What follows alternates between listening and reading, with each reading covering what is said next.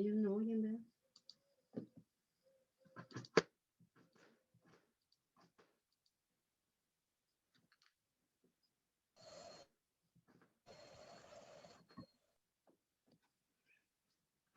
Ok, ya estamos de regreso. Vamos a esperar a que se vayan integrando y equipo que sigue, ya están por ahí listos. Confirmen, por favor.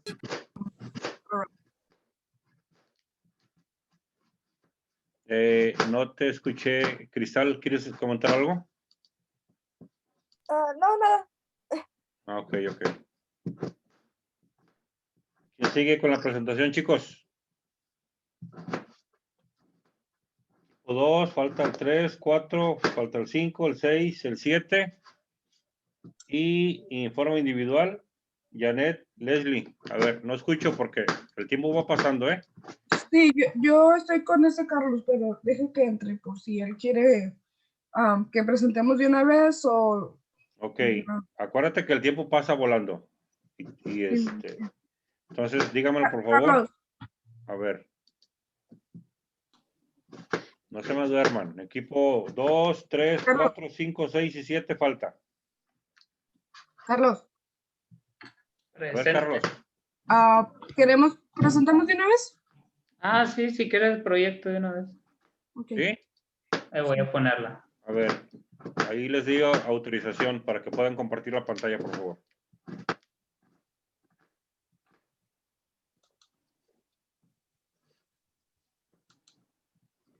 Los demás equipos váyanse activando, por favor, chicos. Sí, porque ya nos quedan, déjenme checar. No, pues ya te sabes. Nos queda 2 semanas todavía, ¿verdad, chicos? Terminamos el 24. Confirmen, Sí. por favor. ¿Sí, verdad? Sí.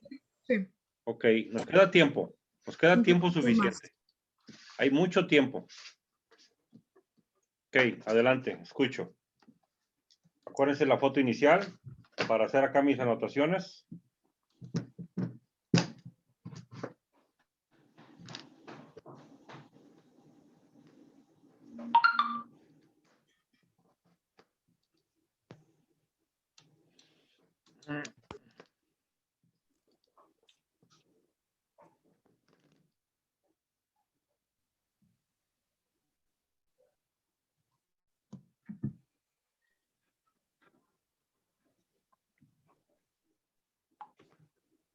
Carlos, deja tomar la foto, Carlos, por favor.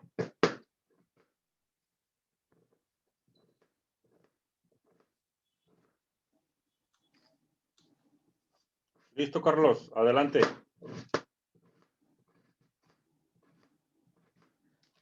Sí, buenos días. Buenos días. Realizando el proyecto de Derecho Constitucional y Administrativo, lo realizamos entre la compañera Berenice Martínez y un servidor, Carlos Cantú, y a cargo del profesor Julio Ruiz. Adelante. Vamos a empezar. El índice, vamos a empezar. La introducción la tenemos en la página 2 y de los temas que vamos a hablar del 4.1, el Estado y sus elementos, la definición tenemos en la página 3, 4.4 de división de poderes, página 5, 4.5 derechos administrativos, página 7, 4.7 organización administrativa del Estado mexicano, página 9. Aquí tenemos una introducción de cómo se va a llevar a cabo. La introducción se trata de el libro didáctico sobre derecho constitucional y administrativo abre la posibilidad a los estudiantes de adquirir los conocimientos suficientes sobre los diferentes temas a desarrollar conforme a su plan y programa de estudio. El derecho constitucional y el derecho administrativo son áreas del conocimiento que se encuentran dentro del denominado derecho público. Estudian diferentes aspectos de la estructura fundamental del Estado mexicano, su relación con los poderes que lo constituyen y con la sociedad.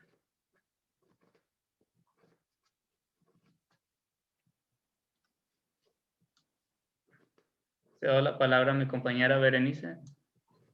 Hola, buenos días a todos. Buenos días. Ok.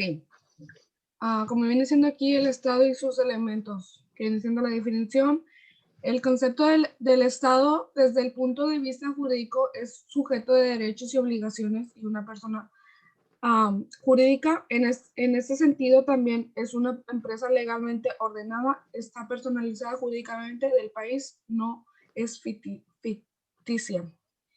Ese es el hecho de que el ordenamiento jurídico otorga el derecho y la obligación de establecer una personalidad moral en una entidad colectiva. Por tanto, el Estado es una persona moral con personalidad jurídica propia, capaz de ejercer sus derechos y cumplir con sus obligaciones mediante la formación y representación de las instituciones públicas del Estado. Y aquí más que viene siendo, el Estado tiene 4 elementos básicos y generales. Posee gobierno, que es un poder político, tiene un pueblo como nación, ostenta territorio, y el cuarto está regulado con base en un Estado de hecho que lo legitima y que basa su organización en la división de poderes, ejecutivo, legislativo y judicial. Aquí, elementos del Estado. Viene siendo la población. Cada Estado determina quiénes deben ser considerados como pertenecientes a ese país y quienes deben de ser considerados extranjeros en México.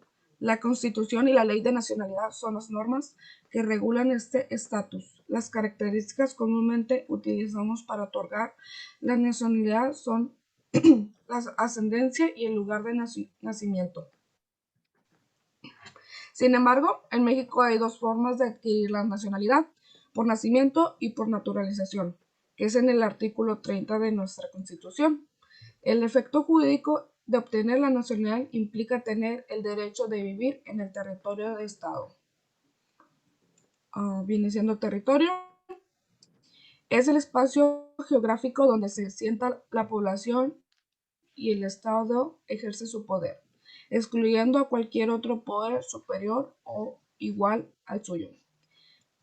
Es donde las normas jurídicas que crea el Estado tienen su aplicación y vigencia, es decir, el ámbito espacial de validez de esas normas. Por consiguiente, existen límites fronterizos en el espacio aéreo, geográfico y mar territorial para salvaguardar la seguridad jurídica estatal, artículo 42 de la Constitución. Y aquí por el último viene siendo el poder. Es la posibilidad de que posea una persona o grupo de personas para imponer la voluntad propia y a sí mismo y a los demás. Implica una relación de naturaleza social en la que ejerce el poder, determina el comportamiento de otras personas. Hasta incluso con el ejercicio directo de la violencia. El poder estatal debe tener la capacidad para manifestarse de manera interna como externa con una fuerza que vale y se determina por sí misma la soberanía.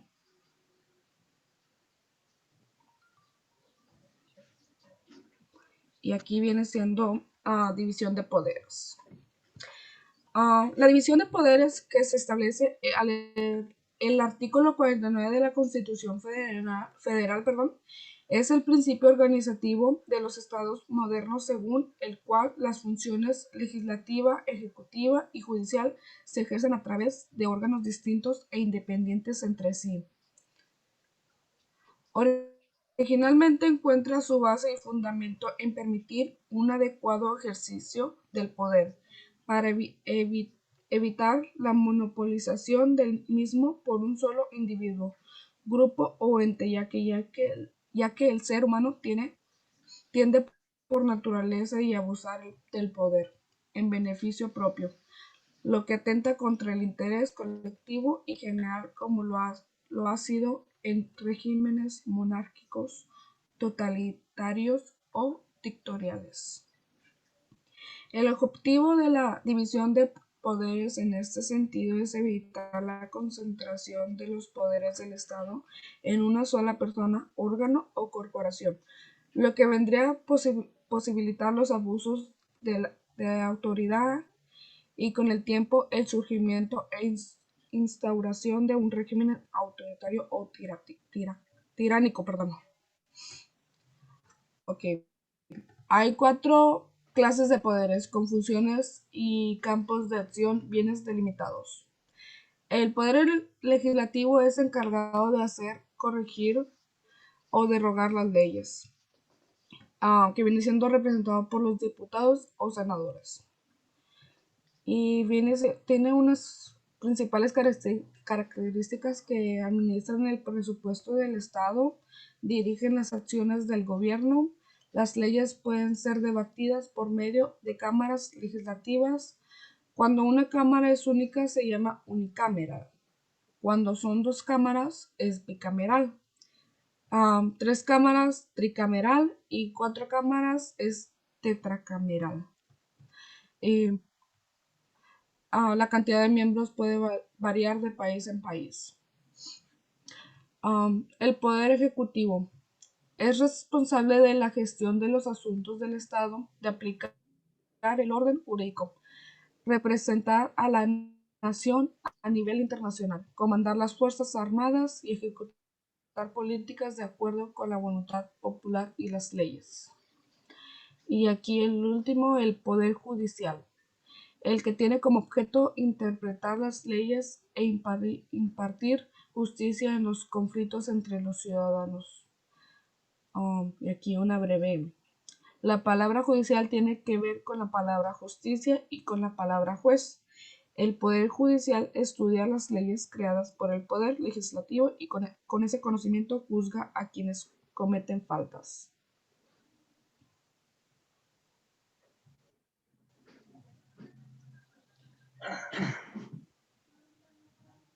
Por mi parte ya acabé. Sí.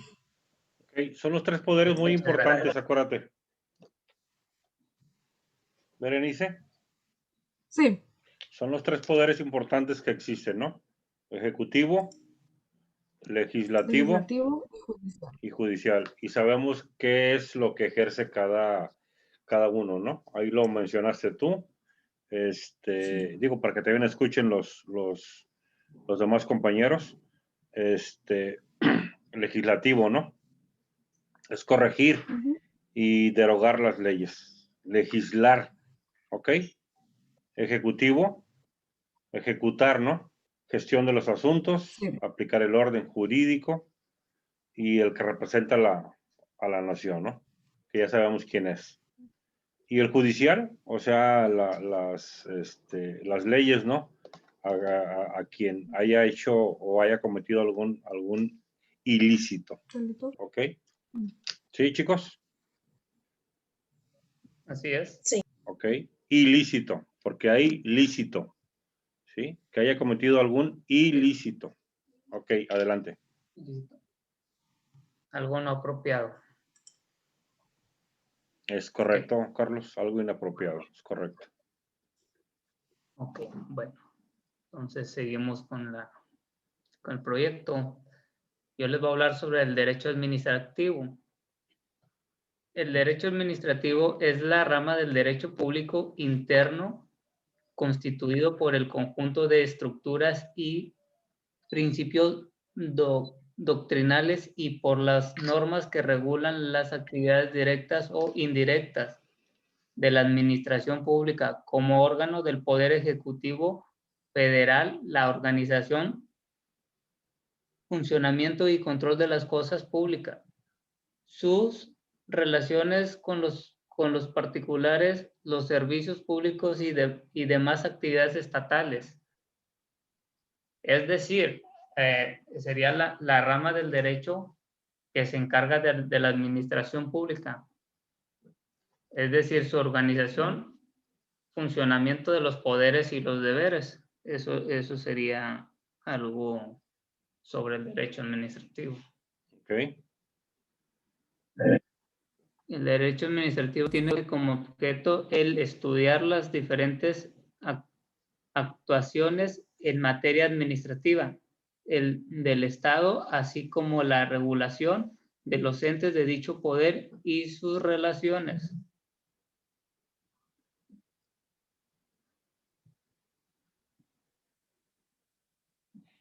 Y el punto 4, que sería 4.7, organización administrativa del Estado mexicano. La organización administrativa está integrada por los entes del Poder Ejecutivo que habrán de realizar las tareas que conforme a la Constitución y a las leyes respectivas les han sido asignadas. La ciencia del derecho administrativo estudia 3 formas de organización administrativa. La centralización. Se representa el régimen de centralización administrativa cuando los órganos se agrupan colocándose unos respecto a otros en una situación de dependencia tal que entre todos ellos existe un vínculo que, partiendo del órgano situado en lo más alto grado de ese orden, los vaya ligando hasta el órgano de ínfima categoría a través de diversos grados en los que existen ciertas facultades.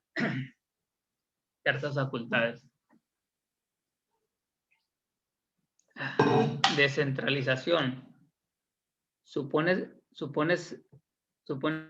transferir el poder de un gobierno central hacia autoridades que no están jerárquicamente subordinadas. La relación entre entidades descentrales son siempre horizontales, no jerárquicas. Una organización tiene que tomar decisiones estratégicas y operacionales. La centralización y la descentralización son 2 maneras opuestas de transferir poder en la toma de decisiones y de cambiar la estructura organizacional de las empresas de forma concordada. Desconcentración. La desconcentración es una técnica administrativa que se consiste en el traspaso de la titularidad o el ejercicio de una competencia de las normas le atribuyan como propia a un órgano administrativo en otro órgano de la misma administración pública jerárquicamente dependiente.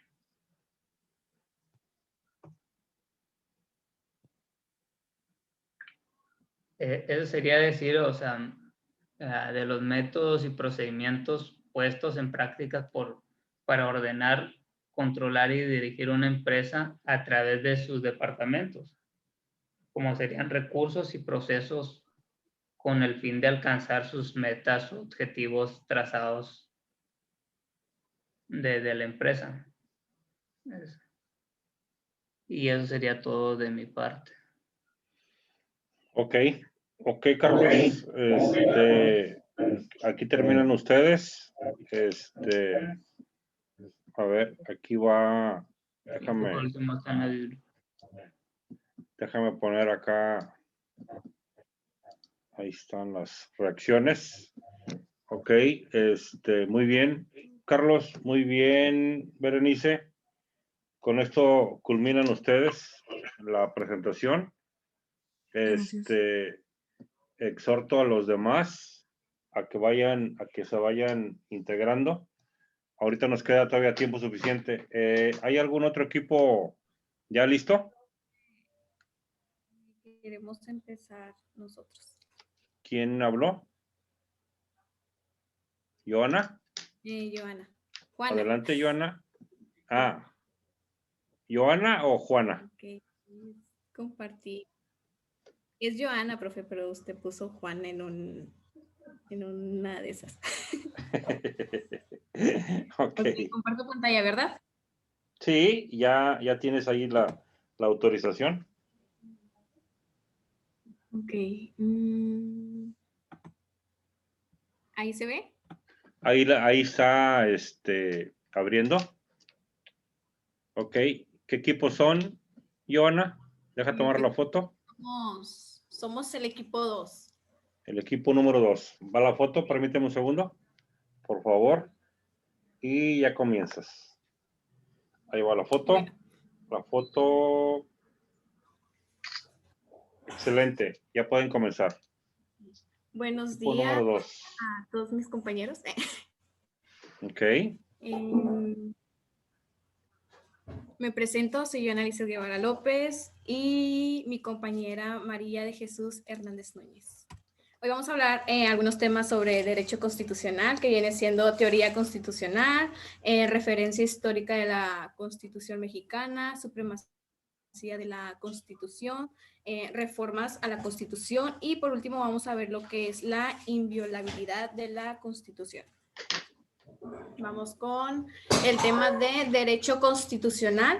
El derecho constitucional o derecho político es una rama del derecho público dedicada al estudio de los preceptos fundamentales, principios, conceptos y leyes que determinan la existencia y funcionamiento de un Estado nacional, normalmente establecido en el contenido de una Constitución nacional o Carta Magna. El derecho constitucional se interesa igualmente en lo que refiere a las formas posibles de Estado y también de gobierno, y sobre todo en la regulación de los poderes públicos, los vínculos que estos establecen con la ciudadanía y los derechos fundamentales que a los individuos otorga el marco jurídico de un Estado. En conclusión, tiene como un objetivo primordial el mantenimiento del Estado de Derecho y de las leyes fundamentales del ser humano. Para ello propone como generalmente la división y autonomía de los poderes públicos, que cumplen funciones de limitación y vigilancia recíproca, tanto como las soberanías nacionales de los estados nacionales, que dan a sus respectivos textos constitucionales la última palabra en materia jurídica y no a los intereses de otras naciones más poderosas. Ahora vamos con teoría constitucional. La Constitución es el documento o documentos creados por un poder constituyente que representan las normas que regulan la organización de un Estado, los derechos fundamentales de la persona humana y los procedimientos de creación de las leyes. Aquí las disposiciones y normas de una Constitución no puede ser modificada ni derogada de la forma en que puede alterarse una ley, y por lo tanto se establecen condiciones y requisitos especiales. El objetivo del estudio de la teoría constitucional se refiere al análisis de las normas y principios políticos, jurídicos que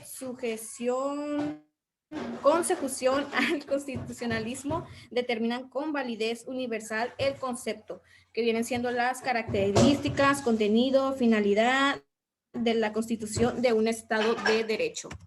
Ahora, por mi parte, este va a ser el último tema, el de referencia histórica de la Constitución mexicana.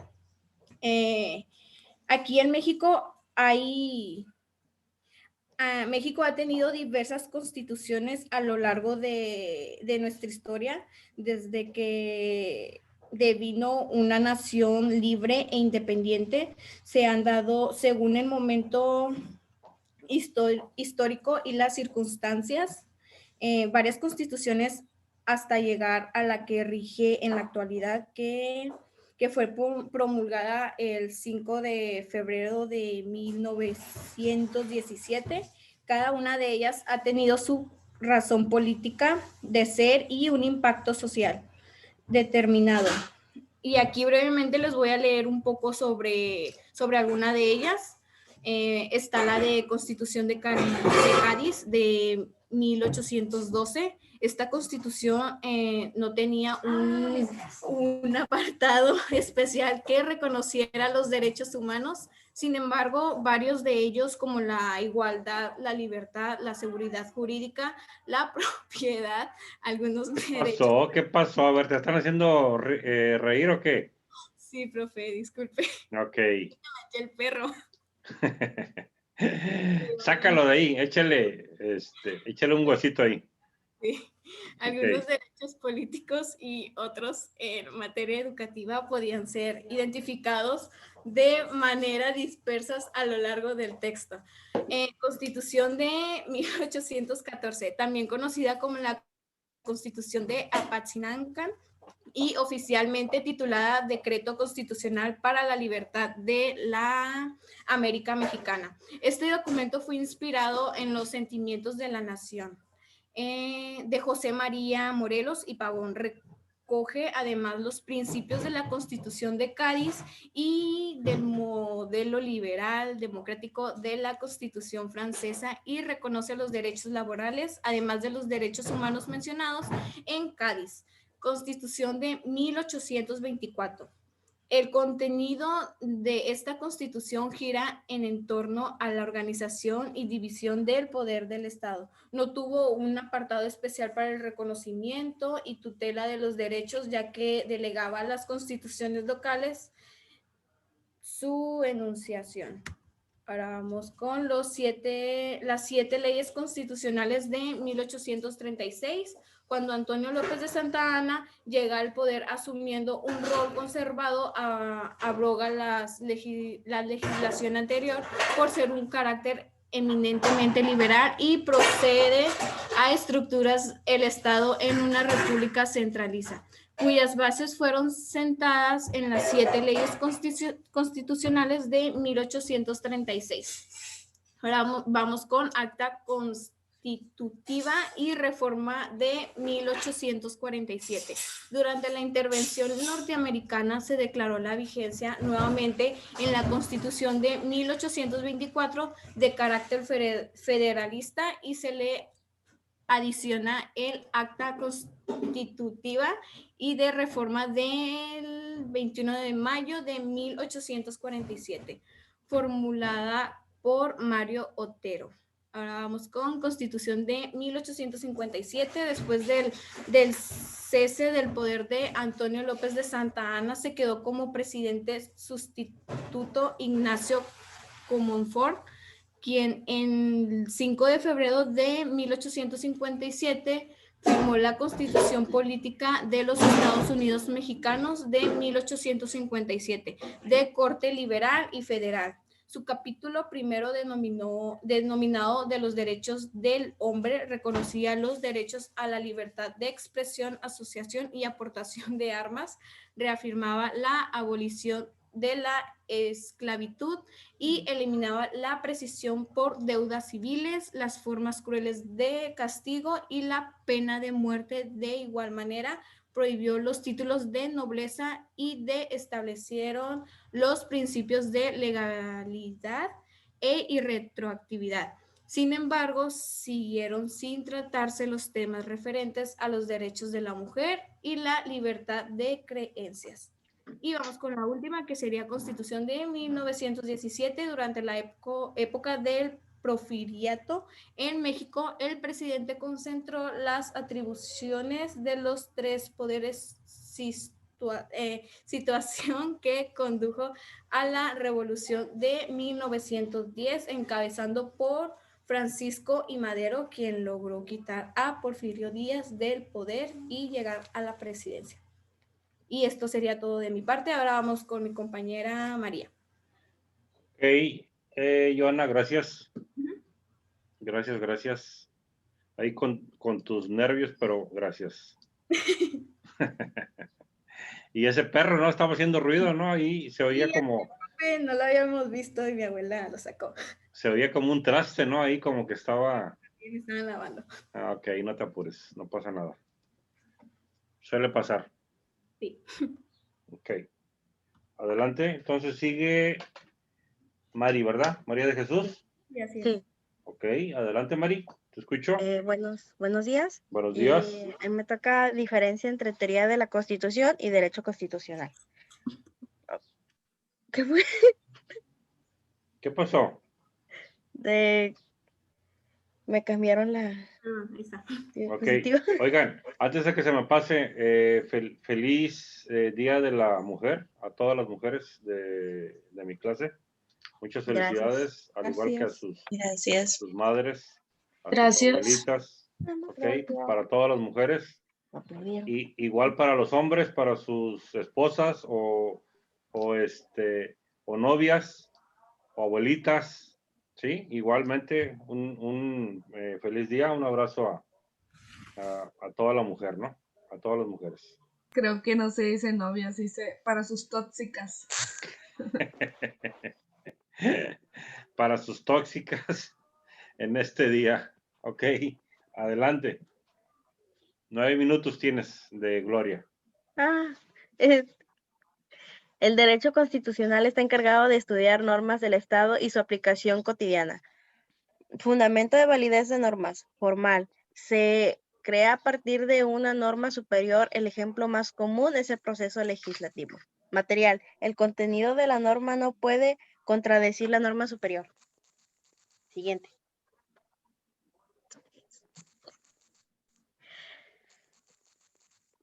Supremacía de la Constitución. Supremacía de la Constitución es una suprema parte plasmada de la voluntad del pueblo. En cuestiones políticas es el pueblo quien dará vida a esta supremacía constitucional en lo jurídico de la Constitución. El principal efecto de la supremacía constitucional es que toda norma contraria de la Constitución carece de efecto. Una norma que contradiga los establecidos en la Constitución no tiene validez en el ordenamiento jurídico.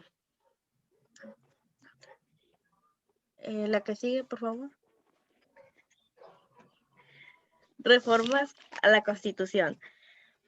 Decreto por el que se declara reformados los artículos de la Constitución Política de los Estados Unidos Mexicanos. Los artículos 108 y 111 de la Constitución Política de los Estados Unidos Mexicanos en materia de futuro establece que durante el tiempo de su cargo, el presidente de la República podrá ser imputado y juzgado por traicionar a la patria, hechos de corrupción, delitos electorales y todos aquellos delitos por los que podría ser enjuiciado cualquier ciudadano o ciudadana. Los artículos 40 y 73 de la Constitución Política de los Estados Unidos Mexicanos en materia de la juventud establece que el Estado promoverá el desarrollo integral de las personas jóvenes a través de políticas públicas. ¿Sí? ¿Es artículo cuarto o 40? Ahí veo que es artículo cuarto, ¿no? Ah, perdón, yo creí que Sí, era ¿no? 40. Digo yo, Sí, perdón. lo que mis ojos alcanzan a ver. Sí, Artículo es el 4. artículo 4. 4, ok. Mari, Sí, ¿sí sabes qué es un decreto? es cuando se publica en el periódico oficial, cuando un presidente creo que declara Vas bien, ahí reformados vas. Ajá, ¿qué más? los artículos. Por ahí vas. Establece que durante el tiempo de su cargo del presidente, puede modificar o cambiar por completo, ¿cómo se dice? Pues no la Constitución, sino que puede él agregar así, como que. Sí, es una resolución o puede tomar una decisión. Esto lo toma una persona que está ejerciendo el poder o un organismo, ¿no? Sí. Y tiene autoridad para ello, ¿eh? Pero creo que no se efectúa hasta que esté publicado en el Claro, diario oficial de la claro, por Federación. supuesto, ¿no? Y también por ende son decisiones de los consejos puede ser de los ministros o de una entidad también. ¿Ok? Ok. Muy bien. Si no me Adelante. equivoco, creo que antes de que sea publicado, creo que tiene que pasar a votación. Y si hay votos a favor, se publica algo así, creo que tenía entendido. No sé si estoy bien o estoy mal.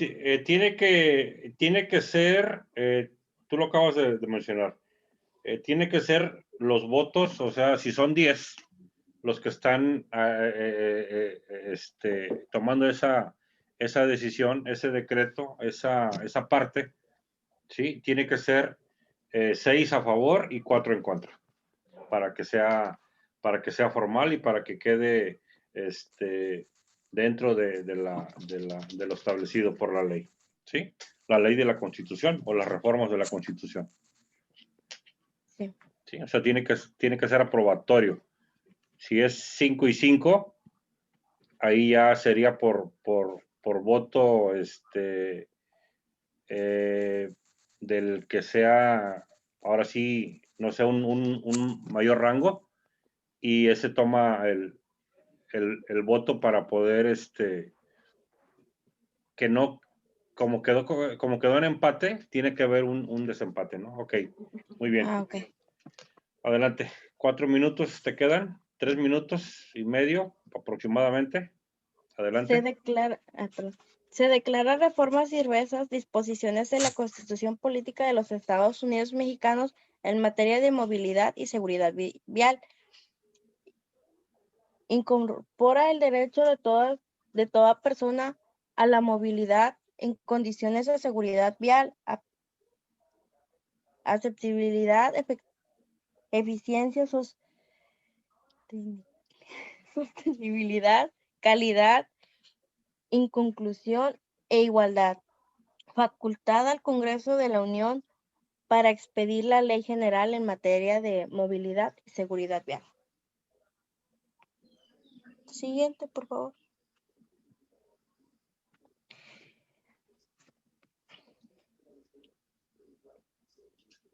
Inviolabilidad de la Constitución. Que no puede ser violada, ¿ok? Sí. Ok. Adelante. En un sentido estrictamente literal, el concepto de inviolabilidad de la Constitución Inviolabilidad, ahí va. Inviolabilidad. Inviolabilidad, ¿ok? Sí. Adelante. Puede referirse a que en ningún caso y bajo ninguna circunstancia la Constitución de un Estado podrá transgredirse por acto u omisión de persona alguna. El artículo 133 de la Constitución mexicana es otro, al igual que el 136, que ha permanecido prácticamente sin modificación alguna. Desde su redacción original en 1857, 539, el primero en el artículo 126 y el segundo en el 128 de aquella Constitución. Permíteme tantito, Mari. Chicos, váyanse activando en sus cámaras. ¿Cuántas diapositivas te faltan, Mari? Esta es la última. Ok.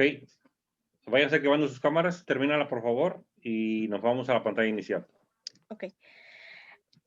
Este segundo concepto fue explicado en 1803 con la resolución a cargo del juez John Marshall del contenido.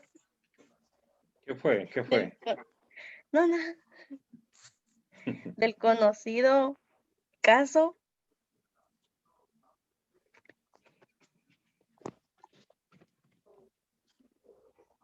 A ver, Mari, ya menos de un minuto. A ver. Marbury versus Madison, en el cual se estableció que la Corte Suprema de los Estados Unidos de Norteamérica tendrán facultades para revisar que las leyes expedidas en el Congreso estuvieran de acuerdo con el mandato por la Constitución. Y si en su opinión eran contrarias, la Corte podría anularlas y por lo tanto hacerlas Inaplicables. Ok, adelante. Quita la presentación, ya se terminó el tiempo. Se nos va a cortar. Ahí va la foto. Segunda sesión, chicos, ya vamos a terminar.